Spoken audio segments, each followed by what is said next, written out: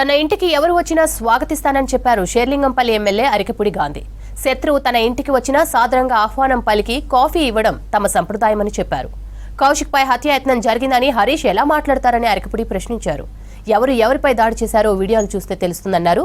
ఇంటికి ఆహ్వానించి దాడులు చేయించి మాపైనే కేసులు పెట్టారని ఆరోపించారు అరికెపుడి. ఆంధ్రోళ్లు అంటూ కౌశిక్ చేసిన వ్యాఖ్యలపై కేసీఆర్ సమాధానం చెప్పాలన్నారు గాంధీ.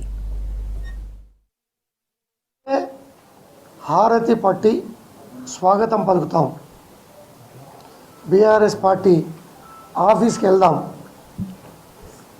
అనే మాట మీరే సోలింగ్ నడిపారు, మీ అందరూ కూడా తెలుసు. ఆ పరిస్థితిలో నేను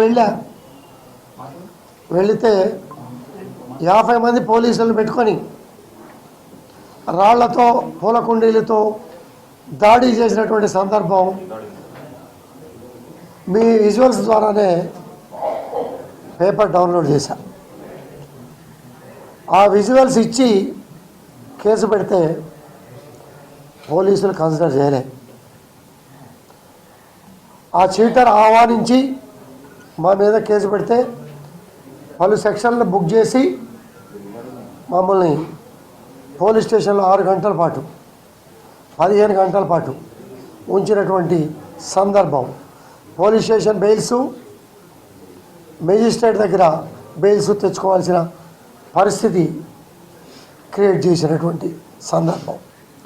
ఆ సందర్భంలో మాట్లాడుతూ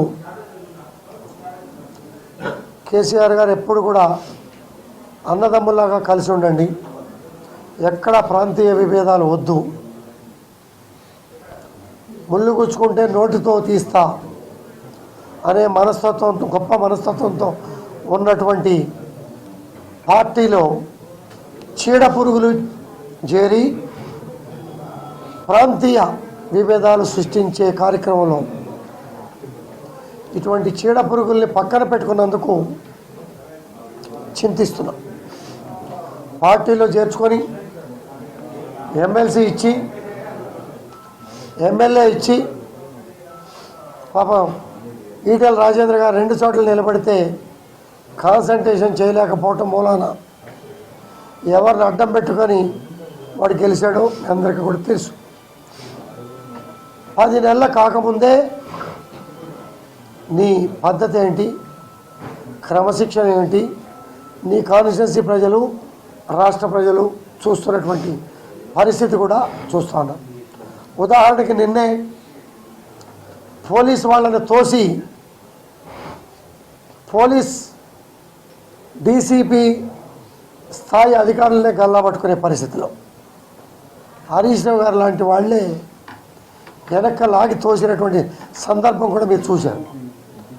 ఇటువంటి క్రమశిక్షణ లేని మనుషులు పక్కన చేరి పార్టీ నాశనం చేస్తున్నటువంటి సందర్భంలో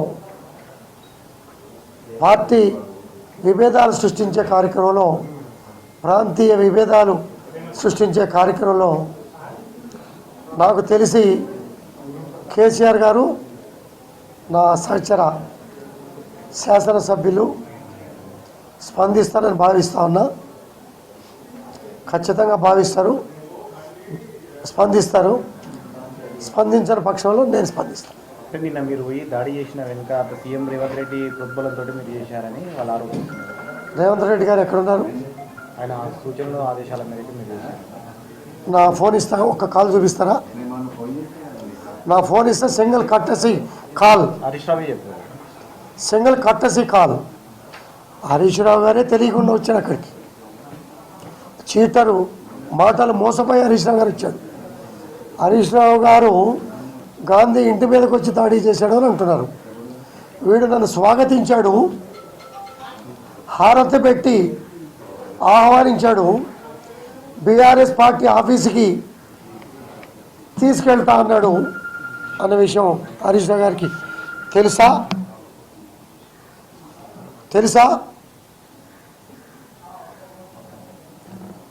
అనేది వారు కూడా తెలుసుకుంటే బాగుంటుంది అనేది నా అభిప్రాయం. సార్, ఇప్పుడు మీరు ప్రతిపక్షంలో ఉన్నారనేటువంటిది ఒకటి ప్రకటించారు. అయితే రాయి ఎవరి చేతిలో ఉంది? ఎవరు కొడుతున్నారు? రాయితో ఎవరు కొడుతున్నారు చూడండి. పూల కుండీలు కూడా చూపించరా?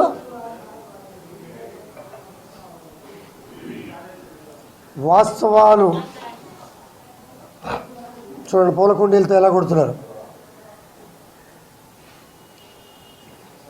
మీ విజువల్స్తో ఉన్నాయి, నా దగ్గర ఆధారాలు ఉన్నాయి.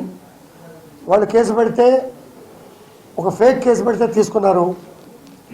వాస్తవంగా డాక్యుమెంట్ ఎవిడెన్స్తో కేసు పెడితే తీసుకోలే. పోలీస్ ఎవరికి సపోర్ట్ ఇచ్చింది? ఎవరిని నిర్బంధించింది? 50 మంది పోలీస్ సపోర్ట్ ఎవరికి ఇచ్చింది ఇంటికాడ అనేది కూడా వాస్తవాలు తెలుసుకోండి. వాస్తవాలకు ఎప్పుడైనా కూడా నిలబడతా. ఇటువంటి అనైతిక శక్తులని 10 సంవత్సరాలు డిసిప్లైన్గా కేసీఆర్ గారు ముఖ్యమంత్రిగా, గౌరవ శాసనసభ్యుడిగా గౌరవంగా నడిపారు. నా మిత్రులు శ్రేయభిలాషల్ని ఇలా మాట్లాడతావా గాంధీ అనే బాధపడే విధంగా ఎందుకు మాట్లాడాల్సి వచ్చిందో కూడా అర్థం చేసుకోండి మిత్రులారా. ఇటువంటి చీడపురుగుల్ని ఎప్పటికైనా ఎవళ్ళో ఒకళ్ళు ఏరివేయాలి. దానికి నేను కంకణం కట్టుకున్నా. అతని మీద ఏ కోణంలో అయినా ఫైట్ చేయడానికి సిద్ధంగా ఉన్నా, వెనకడుగేసే ప్రసక్తి లేదు. ఏరివేత అంటే ఏ విధంగా ఉండబోతుంది సార్? ఏరివేత ఇట్లాంటి వాళ్ళని ఏరివేయాలనుకుంటున్నారు కదా, ఎవరు ఏరివేయాలి? అది ముఖ్యమంత్రి గారు, కేసీఆర్ గారు చెప్పాలా, సీనియర్ నాయకులు చెప్పాలా. మంచి చెడు అనేది ఆత్మ పరిరక్షణ అనేది ఉంటుంది. మీరు ఇందాక మాట్లాడుతూ కూడా ప్రాంతీయ విభేదాలు అంటున్నారు. ఎస్, ప్రాంతీయ విభేదాలు. కేసీఆర్ గారు ఏమన్నారు?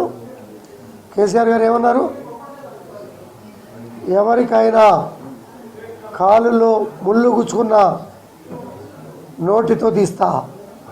ప్రాంతీయ విభేదాలొద్దు. స్వేచ్ఛగా బతకండి, స్వేచ్ఛగా ఉద్యోగం చేసుకోండి, స్వేచ్ఛగా వ్యాపారం చేసుకోండి. 29 రాష్ట్రాల ప్రజానికం